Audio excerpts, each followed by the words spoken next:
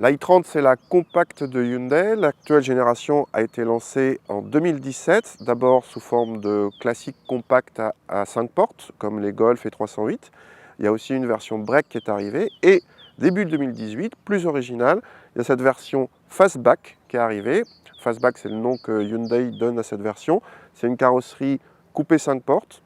Cette i30 Fastback n'est proposée pour l'instant en tout cas qu'avec 2 motorisations essence, pas de diesel.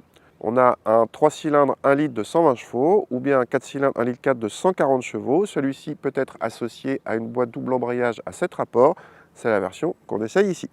Notez que la Fastback est plus basse que la berline 5 portes et que les modifications ne concernent pas que la partie arrière.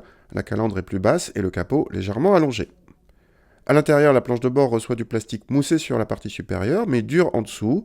Le design assez classique a le mérite d'être assez fonctionnel, mais on apprécie surtout sur cette version haut de gamme un équipement très complet, comprenant non seulement les aides à la conduite moderne, mais aussi des éléments dignes d'une voiture de luxe, comme les sièges ventilés à l'avant. À l'arrière, la banquette peut accueillir 3 passagers, mais pas dans de très bonnes conditions.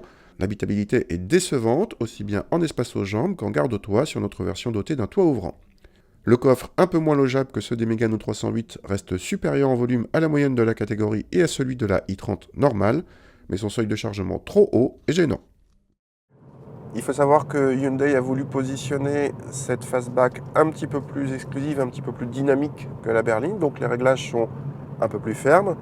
Ici, avec la finition haut de gamme et des roues de 18 pouces, ça donne une voiture qui est un peu ferme pour une voiture qui n'a pas de vocation sportive. Côté dynamique, c'est pas mal, mais sans plus. Bien qu'elle soit plus basse et plus ferme, quand on la bouscule, elle prend un petit peu de roulis. Bon, tout va bien, hein, elle n'est pas désagréable à conduire, mais on n'est pas au niveau d'une 308.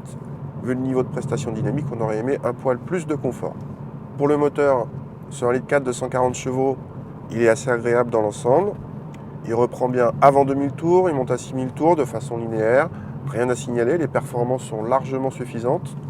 En tout cas, il s'accorde bien avec cette boîte double embrayage à 7 rapports qui est douce d'utilisation. Là encore, la gestion n'est pas celle d'une sportive, même quand vous vous mettez en mode sport, mais il y a un mode manuel au besoin.